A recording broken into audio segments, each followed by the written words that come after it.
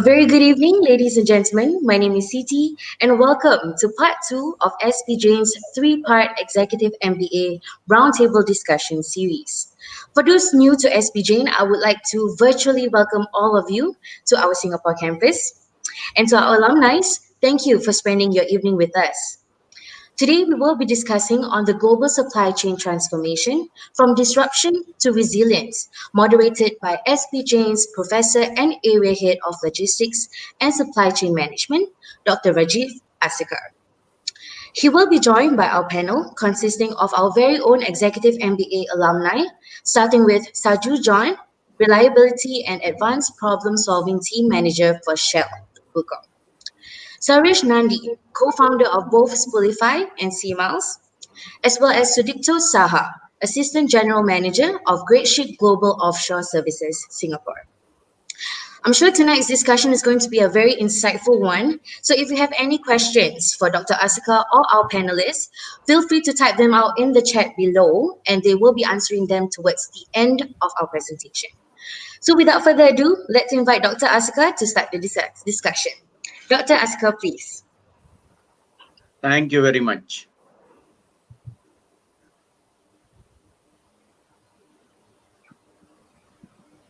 Siti, can we have the slides, please?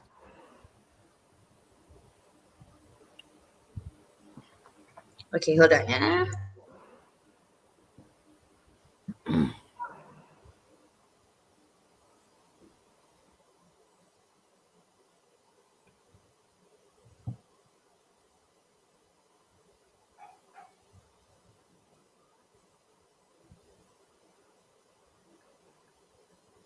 So while the slides are being uploaded, let me welcome all the panelists and the viewers to this roundtable discussion.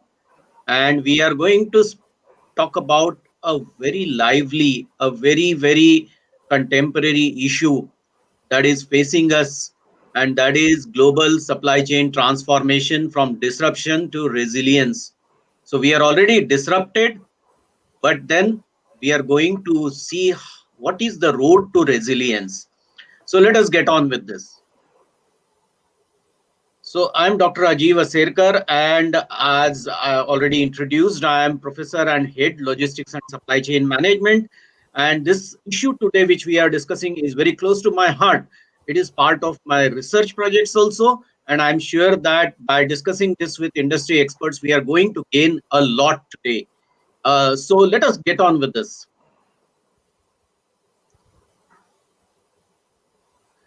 So first of all, let us understand that today's scenario, what is happening today. You know, about 2 decades back, everyone was talking about globalization. But since last 2 years, the whisper is going around deglobalization. What happened in the last 2 years? Two things happened. One is the US-China trade war, and that really set the alarm bells ringing. And the second is the mother of all, that is this pandemic. And really, we are thinking very hard about what to do with our supply chain.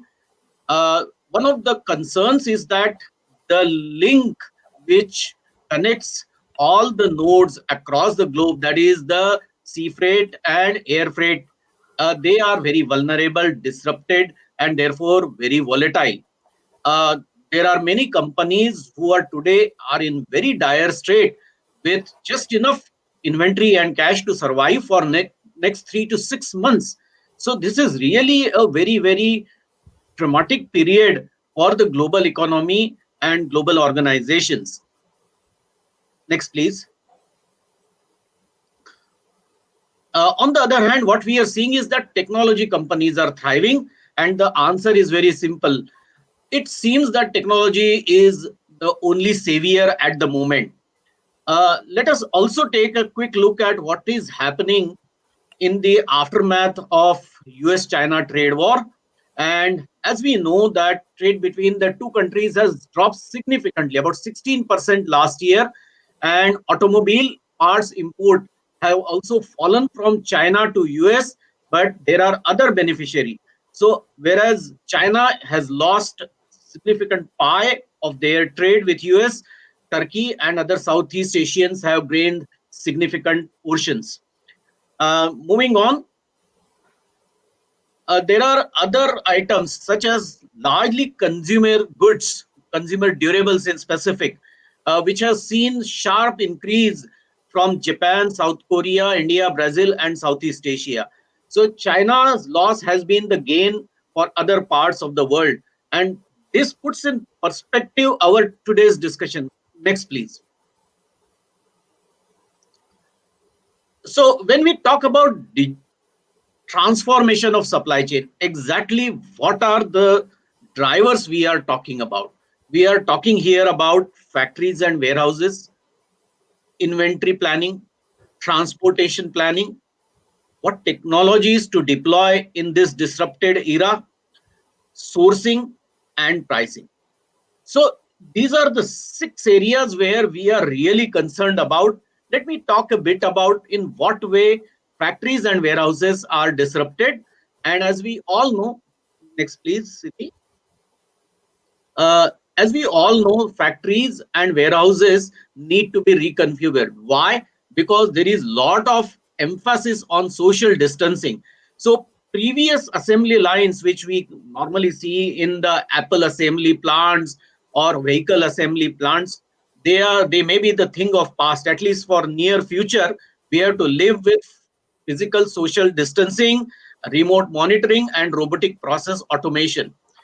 Another thing which we are also witnessing is the warehouses also need to be reconfigured for micro fulfillment. Now, what is this micro fulfillment? You may have heard that in US there is a steady demand for curbside deliveries from the supermarkets, and micro fulfillment centers are actually small warehouses which are completely automated, which kind of vending machines shell out the inventories to you. You have to just put in your money or credit card, and here it comes. So they are uh, kind of vending machines on a larger scale. And then you have robotic process automation to minimize dependence on workers. So these are some of the areas within the facilities which are changing or set to change. Then let us talk about inventory. So gone are the days when there was so much focus on lean supply chain. So the companies were focused on very small amount of inventory, very small lot size, higher cycle inventories, higher inventory carrying costs, more online fulfillment, more product returns. These are going to be the order of the day now onwards. So what is now happening is that companies are very concerned because in the immediate aftermath of the COVID outbreak, what we saw were the empty retail shelves. And what we also saw was, on one hand, there was a surging consumer demand. On the other hand, there were no inventories available. But all this will change. We are going from lean to agile, and therefore inventory is going to see a total transformation in the supply chains. Next, please. Transportation. Now, what we have seen in the immediate aftermath is that there was a surge in demand for air transportation. Even though it was costing a lot, nobody minded because it was question of survival. You wanted your medicines and essential mask, PPE kits transported from one part of the world to another. Another thing which is also apparent now is that China has invested a lot in the past on their Belt and Road Initiative, and it is paying them off. So they are leveraging their railway infrastructure to feed the supply chains from their factories in China to destination across Asia and to Europe. And during all this, ocean freight rates are going to remain volatile. Then we have technology.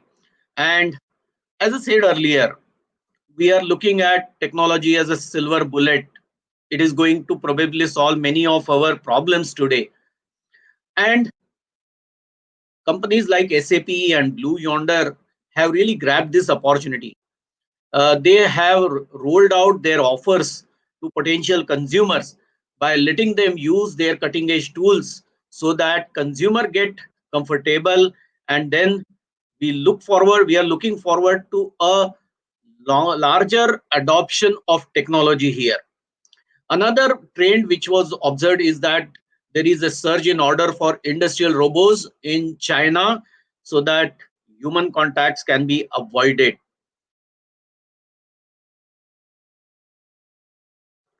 And of course, data modeling and visualization are also going to be in great demand. Now, sourcing is really a matter of concern for all. So, Toyota had perfected the art of single sourcing and still prospering. But will it survive? Is multi sourcing going to be the order of the day? We used to have suppliers parks, and near sourcing was required because just in time deliveries could only be executed with near sourcing. But now global sourcing versus near sourcing is going to be debated a lot going forward. I think 3D printing is coming of age because the entire manufacturing scenario is changing. Instead of importing small parts from long distances, why not print them next door so that you can execute your supply chains, your promises on time every time. Do we will Are we going to look at just in time deliveries as we did in the past, and is insourcing going to win over outsourcing? These are all the questions related to sourcing. So let us move forward and look at the pricing part. You know, today the situation is that organizations are looking at revenues more than profits, and therefore their entire focus has changed. How do we bring revenues? Revenues was not really the concern for supply chain managers, but going forward it will be a concern. They have to do everything so that more products get sold, and profits are secondary, at least in near future.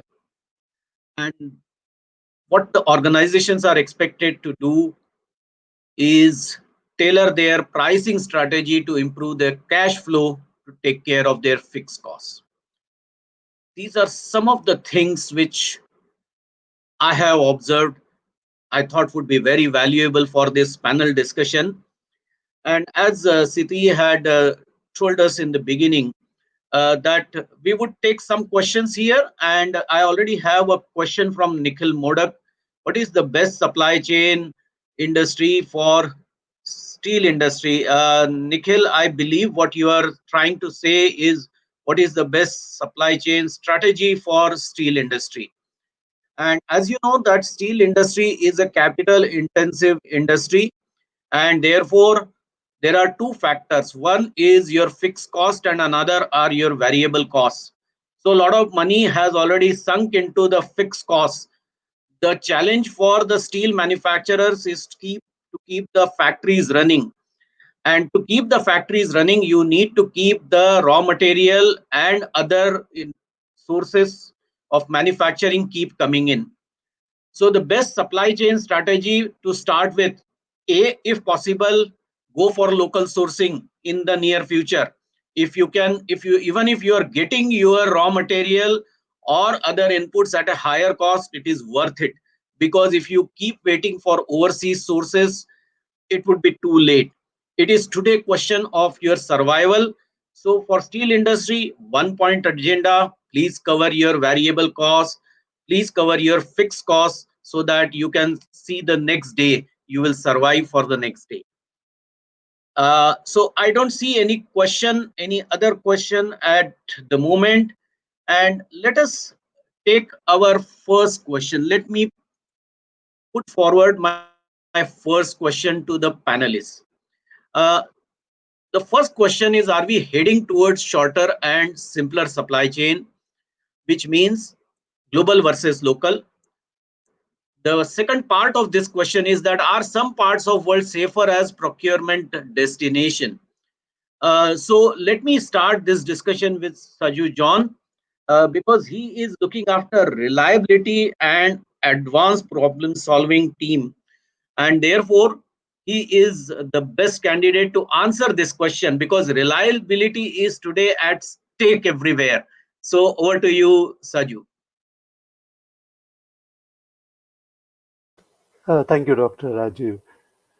I think this pandemic has really opened up our way of looking at things. Like just before that, and even before this, the localizations was starting between U.S. China. I think the whole essence was on trying to get the best availability for the spares or whatever that we need at the right time. So many countries, many companies have really have the good networking to get their items at the time. And it is important, like depending on the nature of the industry, if it is a high hazardous industry, you need to really make sure that the spares that you need that are available at the right time when you need it, because the consequence of that can be quite damaging if it is not available. Either shutting down the plant is one thing, but it could be even more consequential if you have a safety incident or something that goes out of hand. So it is really important that that supply chains are managed well. I think this pandemic really has changed that whole outlook of going from leaner to the right size or agile, as you put it. I think that what is that exactly? It is something each companies or each industry will have to evolve to figure out. But definitely, it is clear that nobody want to store up a lot of their capital in the warehouse or in the sourcing part of it. They need to be definitely be competitive and at the same time be able to manage what are the changes coming. So I would think that there will be a new balance striking up in this field. So which could be more of depending on the local sourcing for the key critical items, and the things that they can wait, or the things that can be allowed to delay a little bit, which can go for the more open sourcing. So this is how I see it at this point. Wonderful. If Yes, I can go ahead. add, Professor Rajiv, to Saju's correct comments, and to answer specifically the part on, are some parts of the world safer as a procurement destination? So, just a bit of background about myself. I have been heading the procurement and supply chain in the maritime industry for over 17 years, very similar to Sudipto as well. So, for and we all know 90% of the world trade still moves by shipping. So, from the shipping point of view, when we source, particularly for ship spares or ship consumables, for us, because shipping is very different from other industry in the way that we are always chasing a moving target. A ship is always moving, so you need to procure and make sure that the parts are, delivered to that particular ship.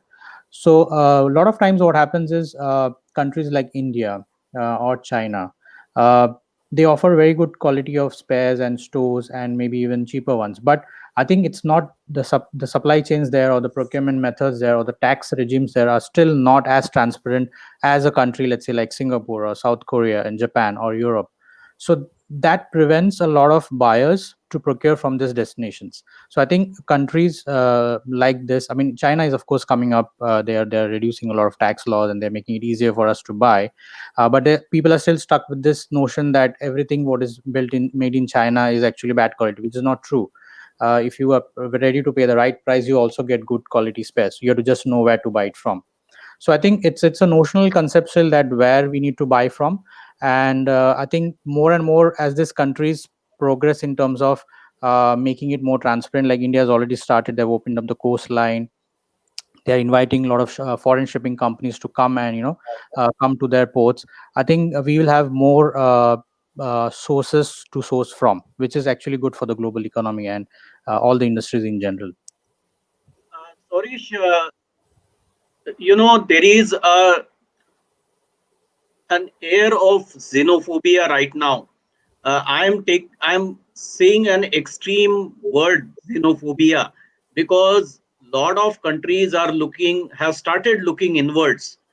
True. Those countries who were supposed to be liberal economies, such as US and India, they have coined different words for looking inside. So for instance, in case of United States, they are uh, promoting insourcing.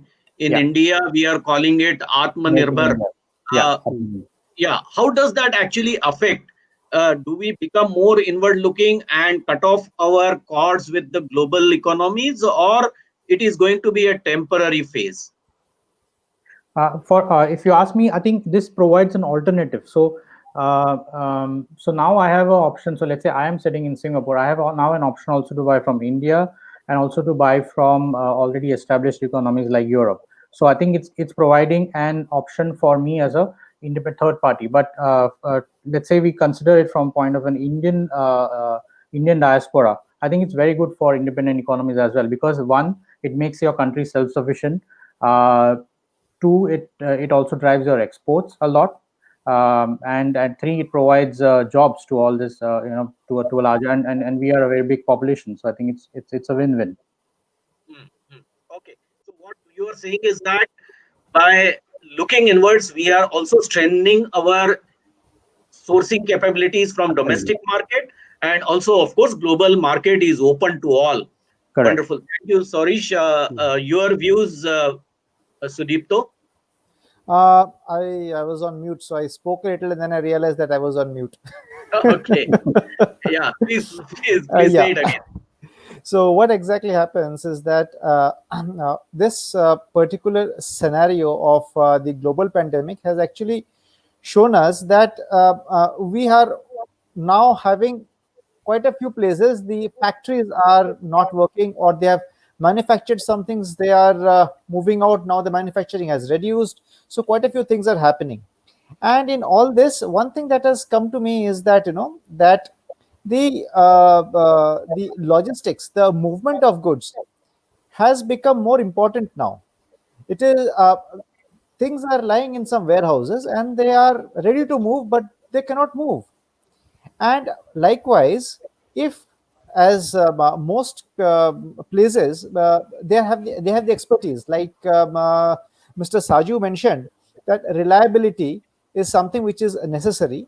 And when you look at, for example, you are looking at a spare part to be required, the quality is important, because a plant maintenance is at stake, and thus getting it from the makers ensures that you are having the right quality. Once upon a time, the channel partners used to take away a lot of the expense onto it. Now with the logistics, which has worked out to be more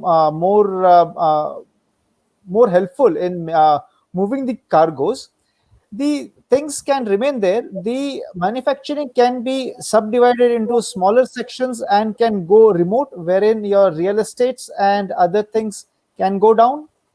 Thus your manufacturing costs can reduce, and that can actually help in the movement of but the movement of goods, and the logistics will help to move the items from the source onto the user end. And this is something which is common to all. It need not be for one particular item, but many things can be consolidated. And thus with the logistics can actually play a very pivotal role here to ensure that things can become better and the economics can grow further. That is what I would like to say here. Right. So what you are saying is that whatever sourcing strategy you adopt, logistics is going to be the vital backbone for the global economy as well as global supply chain. Any thoughts, Saju, about single versus dual sourcing? Because reliability is at stake. You just cannot afford to have single sourcing anymore. That is my extreme view. How would you counter that? Yeah, when it comes to reliability, always we want to ensure the reliability of the supply, right? Yes. So single sources definitely puts us in strain. We definitely wanted to make sure that we have the the ability to get the parts from the right time from the multiple sources. If one of our supplier defaults, like it, we are not entirely dependent on that particular one to our needs. So from the reliability point of view, I still think that the dual sourcing will have to continue. But then add to that, it will be in terms of building up the ability to stretch it. Like if it in the critical points, the parts which if it localized, which will be still better off. So that may provide the importance of getting it single source. If we feel that okay, this particular item we are more confident on the local supply, probably you don't need to really diversify in that. So there could be a consolidation in that point. Yeah, this is Right. how I Mr. look at it. Saju, I was actually wondering that when we are looking at an whole equipment, we might be able to look at dual sourcing or multiple sourcing. But when you are looking at components of an equipment, then how do you go about? Because there might be non-genuine, there might be things which are might be good looking but not so good in quality.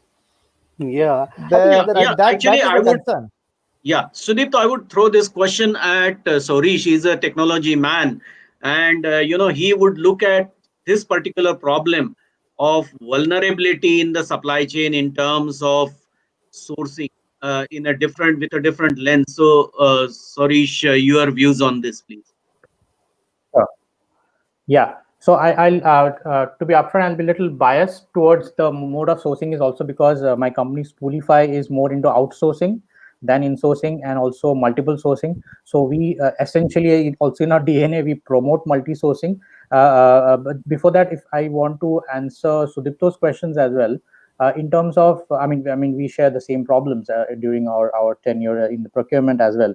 Um, so, Sudipto, when you're saying about the spare part components, right? Even a spare part component, you should ideally have an alternate source, right? I mean, if let's say, I know there are some makers like Rolls-Royce and all, they have very specific component makers who only provides Rolls-Royce equipment, but it's always better, especially in the times of COVID. What No, if one it? more thing, If, Sorish, one more yeah, thing just to add here. yeah, go ahead. As you mentioned, Rolls Royce, likewise, these big companies, they take make the subcontractors sign an agreement. They do not sell to anybody else. Correct. So this becomes a problem for the people who are sourcing, which then this is not a correct practice, and people should actually look for different sources as well. From the technology point of view, I feel Professor Rajiv, I think nowadays the supply chain tools are much more evolved, which were not there even during our times, wherein you can easily, let's say, so we are also building a platform similar to what Urban Clap is, or similar to what maybe Amazon is providing. So you can actually go on an e-commerce platform and look for a part directly on the e-commerce platform, buy it on a click of a button, 2 clicks, and then the thing is done. So I think technology is definitely aiding this multiple sourcing. So you don't have actually to rely on single source, because earlier what used to happen, used to open up the yellow pages, then call up the vendor, and then say, okay, whether are you providing or not. Now Yeah. reviews, everything is available in front of you. So it's given to you on a platter. So you have to just Yes. make the right choice. All right. So let me conclude this particular issue is we are going to see a tussle between single and dual sourcing, but for a couple of years to come, we are going to rely on multiple sourcing because we cannot survive with single sourcing in a disrupted era. Another thing is that outsourcing is going to be there, but people are also going to build inner capacities just in case there is a disruption. Then there is inner capacity, or at least capacity within the domestic market from where the sourcing can be done. Can we have Correct. question number 2, please? Yeah, Siti, can we have question number 2, please?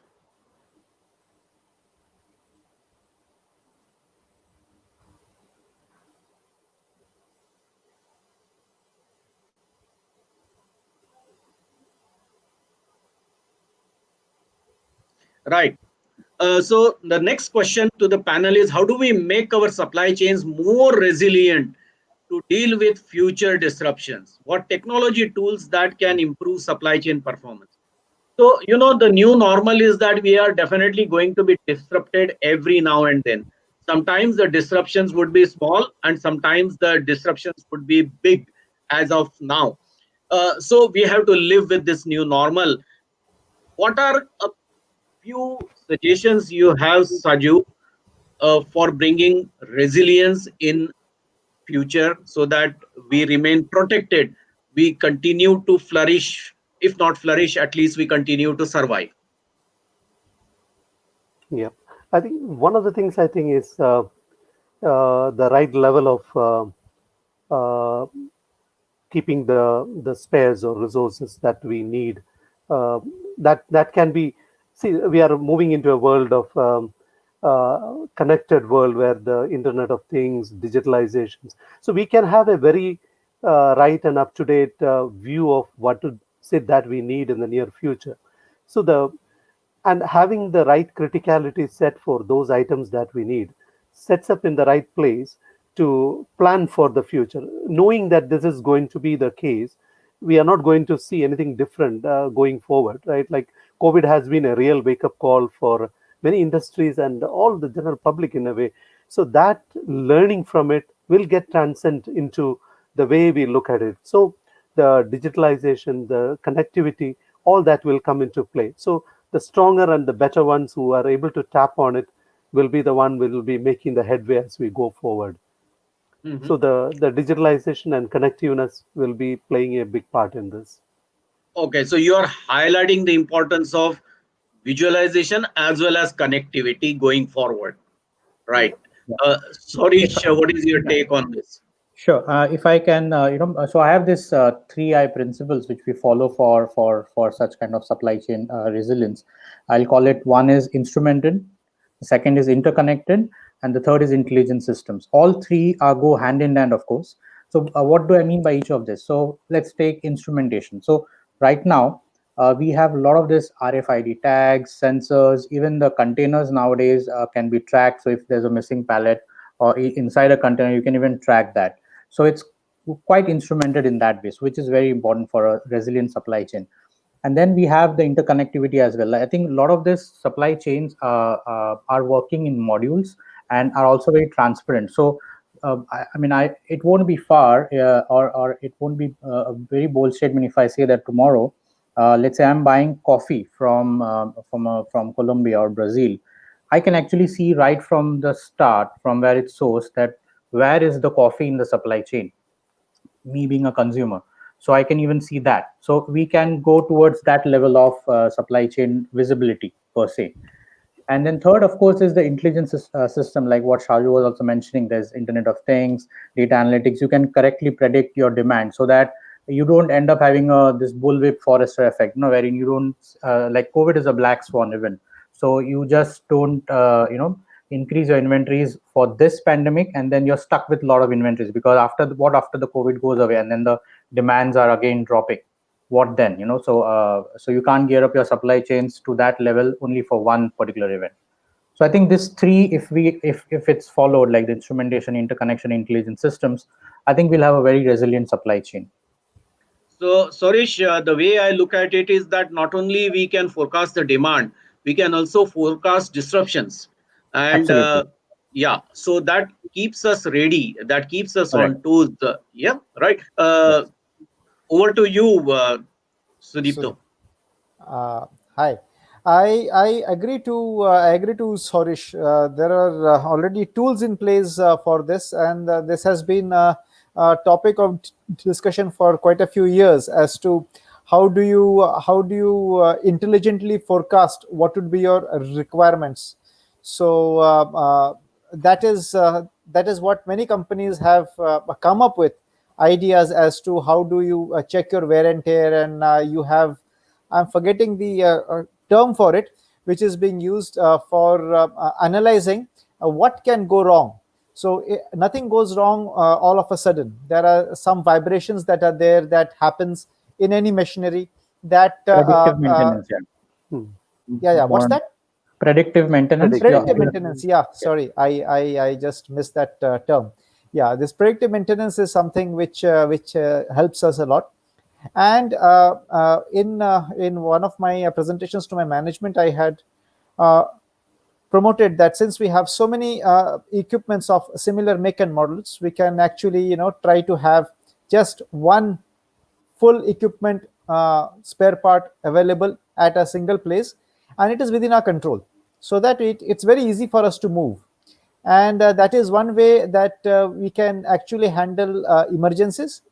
And COVID or no COVID, that actually has been very helpful to us. And uh, touch wood, had no breakdowns in our operations to this kind of a management. So I think the way Sorish has put it, it is the very right way to go ahead.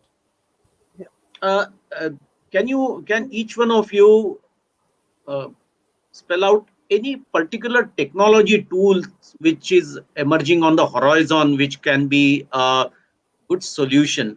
Any one tool which you are using or maybe recommend to others? I have in my company we are using SAP, and this SAP is such a tool which has a lot of controls in it, lot of what do you say, checks put in, that actually helps us predict as inventory levels, or even in the there is a preventive maintenance section also, which actually projects to you that these are the things that you should be expecting to keep in stock in the next 1 month, 2 month, that sort of a thing. So we are using SAP, and we are happy with it. It's expensive, but we're happy with it. I think I agree with Sudip though. Like SAP, I think is the most robust systems to date. And if you top it up with a lot of analytics tool, so if you have a layer of analytics on top of SAP, SAP also provides it. SAP HANA is there, which provides very good analytics. Yeah. But if you still want some more, like things like I'm forgetting some names, like the Microsoft Power BI and those kind of tools, you can still have it. But I think as a base system, I think SAP is still one of the best. Right. All right. Any thoughts, Saju, from your side? Yeah, I think many companies, as I agree with both of them, this SAP is a common tool Right. Right. being used. Along with that, supplement with a lot of analytics, especially when All right. handling with the heavy machinery, that helps Sure. you to predict and stay on top of any faults that are coming up in your system. Okay, I let's think go to the next. Dr. Yep. Asarkar, I think we should ask SAP to sponsor our events. We have been promoting SAP a lot. This was completely unplanned, but they would be much glad. And you know what?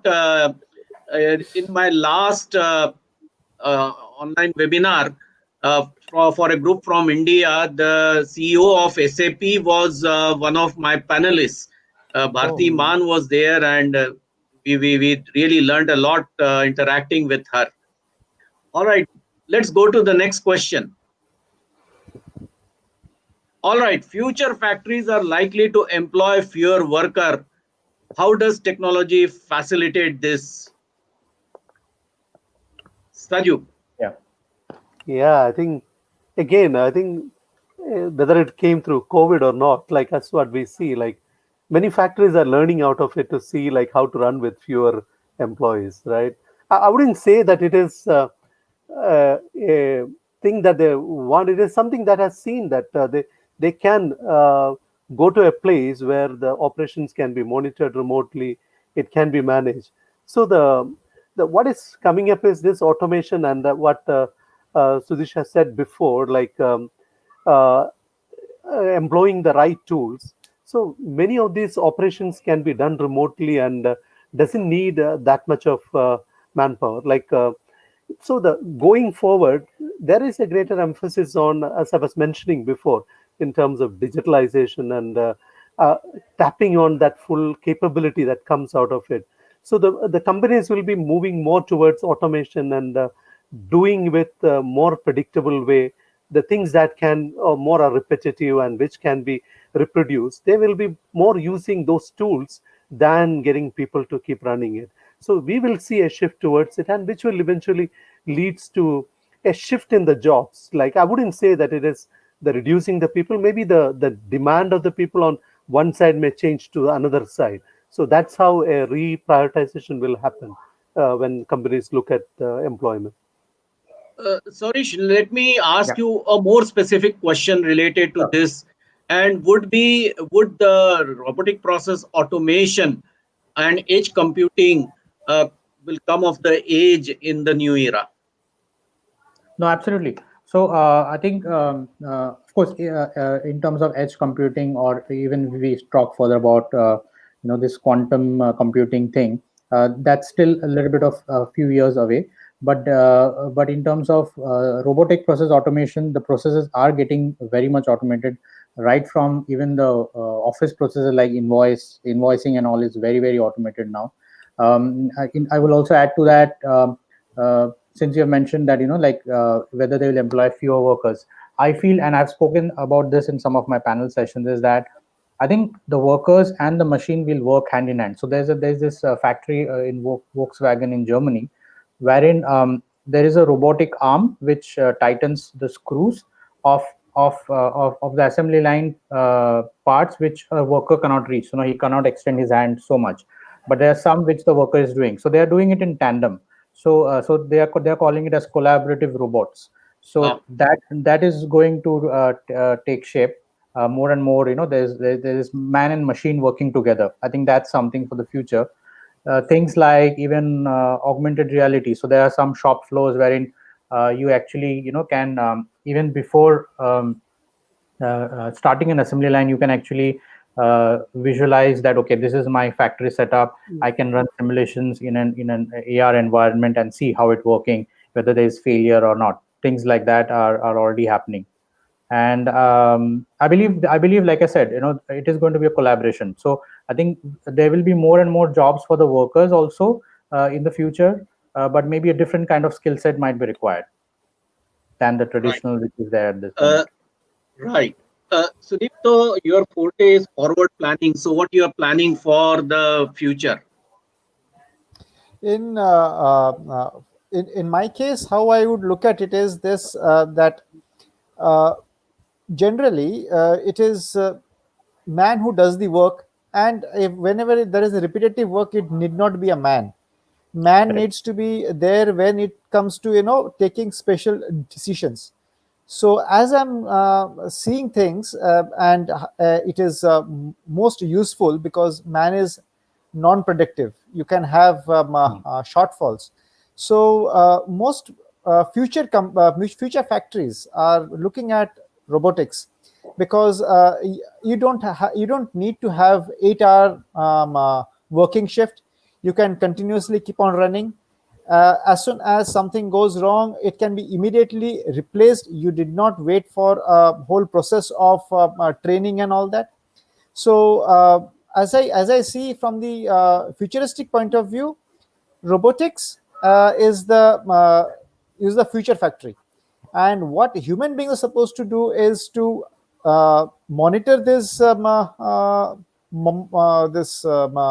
robotics, and find newer avenues to do newer things. It is just what is not there, find those things as such.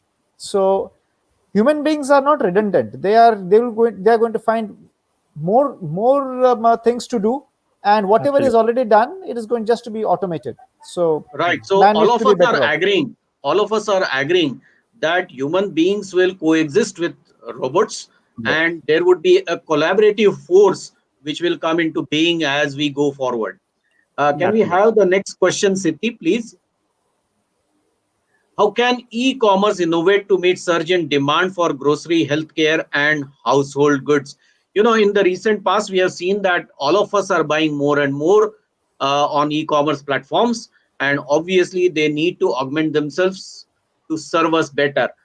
So one point, because now we are almost coming towards the end before we take the questions from the audience. So one point, if you can highlight, Saju, on e-commerce innovation, anything that you would like to happen? Yeah, one thing is the customer, everything is the customer centric, the customer confidence. Like many of us worry about the security and the and the ability to make sure that they don't get, I would say, like cheated or whatever. So creating that confidence in the customer is a key for it to get Okay. more prevalent. Yeah. Any specific thoughts, Sorish, on how do we create customer confidence while buying on e-commerce? Yeah, I think a very cliche one, which a lot of people know, but they ignore, is the cybersecurity aspect of it. That they should be very confident that whenever they're doing a transaction, it's already safe and all that. We talk so much about security, but maybe some of you have read the news today that a lot of security cameras which we have at home was hacked, and a lot of this home footages were leaked online. So things Yes. like that are still happening in today's day and age, wherein we claim to have a lot of security measures. So I think once you allay this concerns of the customer, I think the e-commerce will have an even better boom, I would say. Sudipto, you are into procurement, and are you using any B2B platform where you would like better things to happen so that your procurement needs are better fulfilled? Unfortunately, I'm not using any B2B platforms. I still utilize the normal email systems to find my things. But Okay. however, having said that, the e-commerce it is good when it comes to your transactions are when it is secured, and as Mr. Saju said, yes, once we have the reliability that the seller is authentic, and Yeah. that should be the main thing what the platforms need to offer. So if the Mm. platforms can ensure that yes, we are giving you the sellers who have been verified and tested, and we stand responsible for whatever happens, that would be the best thing that can go ahead. Last year I was in US attending an e-commerce conference, and one of the hottest topic there was last mile deliveries, Mm. because today in the US the battle is really fought on last mile deliveries, and Absolutely. Amazon with their deep pockets are investing billions of dollars to make sure that they win the battle. And that actually pitch has really yet to come to Asia. But I'm quite sure that with more and more people preferring to buy online, they would be more demanding. And in Asia, at least, e-commerce companies will have to up their act to satisfy the customers better. So we have a few questions from the audience, and we have question from Srinivas Rao Simadri. Uh, what he's asking is that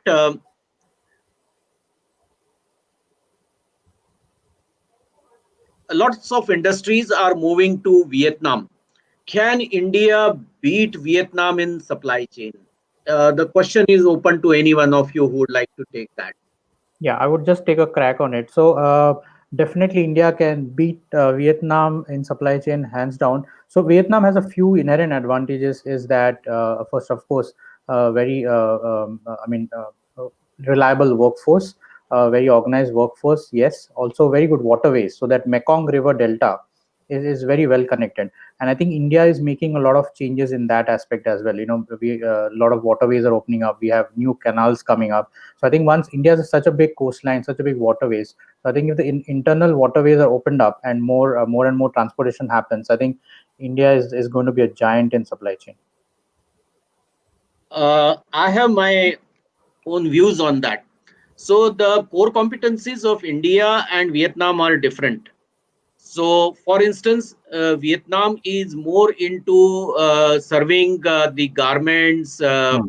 footwear, and Correct. these type of industries which are scalable. Of course, companies like Samsung are investing in Vietnam, but Vietnam is still far away as far as technical competence, technology and adoption and technical competence is concerned, and therefore India has a different niche. Now, the only thing that India today lacks to really grab the opportunity, which is a low hanging fruit, according to me today, is what China is losing. India should grab it, provided Yeah. A, it has its regulatory regime, which is friendly to business in place, B, infrastructure, and C, the economy, because today the demand is dwindling.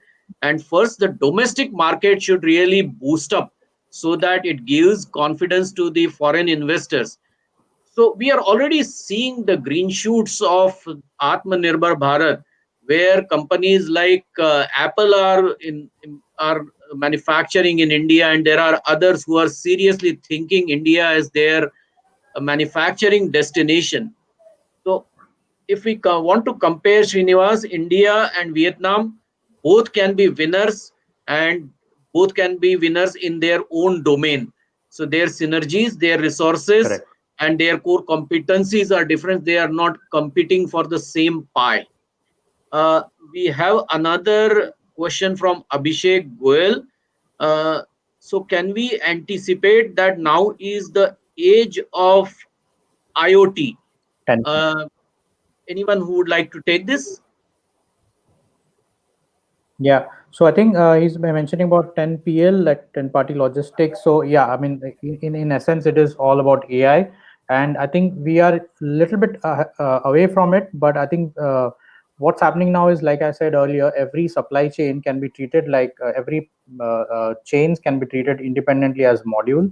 And each module will in the future have a brain of its own using AI and all data analytics. So and I think we don't need to have any manual intervention. It will automatically so I order coffee from here, and the coffee will be delivered to my place from Brazil in 7 days, let's say, and I will have track of all the process. So I think that's going to happen, and I think we are in the age, yes, but still not there, but we are going towards it. Wonderful. Saurabh Thakkar is asking how important is last mile delivery in post-COVID world, because we are seeing a huge shift to e-commerce. So Saurabh, we just discussed this point, but I would put this question to the panel in a different way. So what technologies would be useful to improve last mile deliveries? I would think that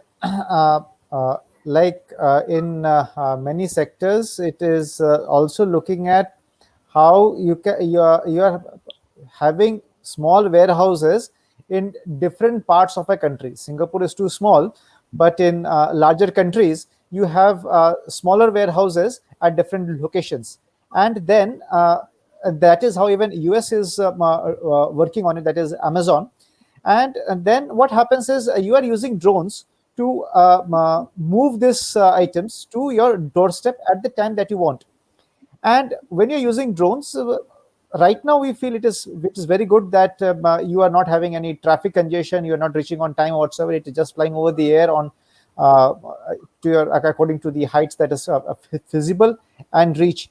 So actually looking at it, that the e-commerce, as last it was said that the last mile delivery is the key factor in it, and those points of moving it to your doorstep at the time that you want, whatever time it is, if it is automated, it serves the whole purpose. Uh, Sudipto, Singapore is really at the forefront of innovation as far as last mile deliveries are concerned. So what we are seeing here is that Singapore has already put in place federated lockers where the e-commerce companies can leave their packets, and the customer can pick those things based on the barcodes which are left on their mobile phones. They can open the locker and take. So that is one. Another thing which Singapore has excelled is their pin codes, and pin codes are so perfect that you just give the pin codes and the delivery person can be at your doorstep. So even in Southeast Asia, in other countries of Southeast Asia, this level of precision is not there. And I think this has nothing to do with technology. This is more to do with processes, and the processes need to improve in order to see a better focused last mile deliveries. Customers are going to be very demanding, and really the governments and the private players along with technology providers need to put their act together to satisfy this latent demand. uh, I have no more questions yet from the audience, but I have one question for the panel. uh, what are the skill sets which future supply chain managers would need? So let me start with Sorish, because he is already into training in the area of AI and other technology tools. So what is your take? What should, at the bare minimum skill set in terms of technology, which supply chain professionals need to have as we go forward? Absolutely. So I think the bare minimum, I believe, should the people should be firstly willing to use data which is generated from their existing supply chains, and be able to read it. Because what happens, and we have seen across industries, that we are sitting on a lot of data. Every supply chain manager, procurement manager is sitting on loads of information, but then they're just staring at the graphs and saying, "Oh wow, what beautiful the graphs are! It's visually very attractive." But then, are you are you doing anything about it? Is it an actionable intelligence data? So I think that's where the supply chain managers need to be trained, is how to read this information and use it for a better purpose. And the Mm. second thing, I think, we also talk about in my trainings is develop this supply chain twins, or a process twin, wherein you should always be able to simulate what you are actually doing in real life beforehand, so that you're not, because supply chain is such a demanding process that if something breaks in a real time, you'll not be able to fix it in time, and then you'll lose a lot of customers, or Mm. deliveries will be late. So if you can have a business process twin, a simulation, that will always help you.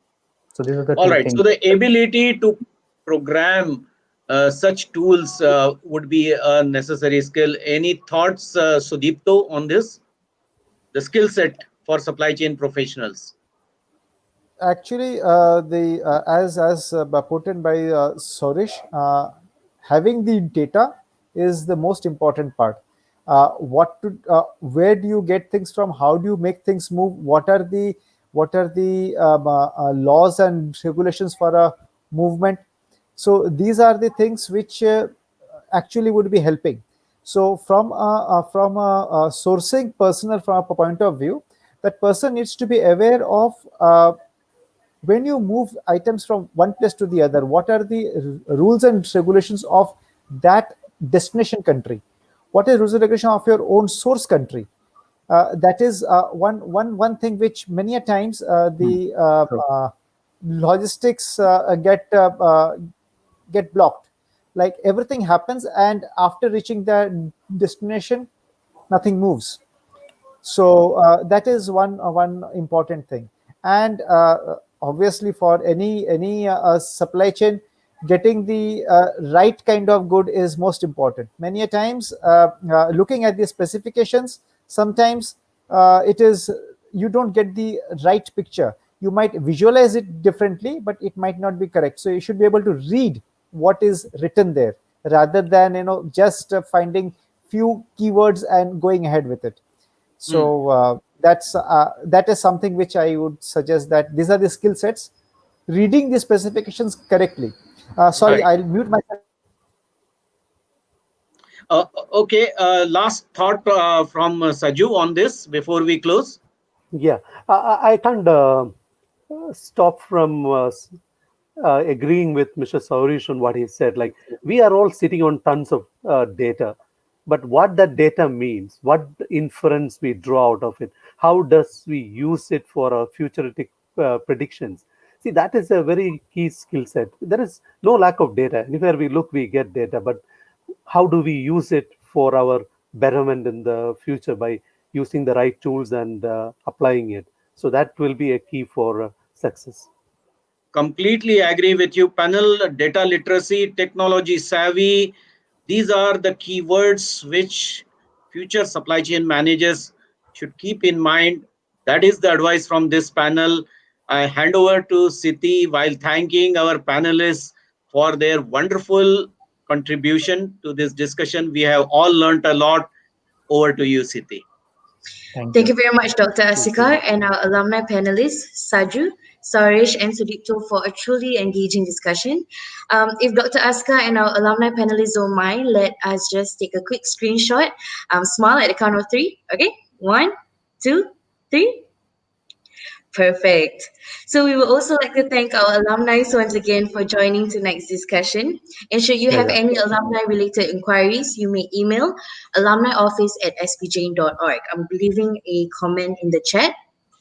For those of you who would like to find out more about our executive MBA program as well, you may feel free to directly contact me, and our respective student recruitment teams will get back to you shortly. You may connect with me through either LinkedIn or reach out to my email at ct.azmee@spjane.org. I would also like to thank Diana, Don, and Sonali of our student recruitment team, Miss Anu of Alumni Relations, and Radhika, who helped a lot entirely in making this LinkedIn Live possible.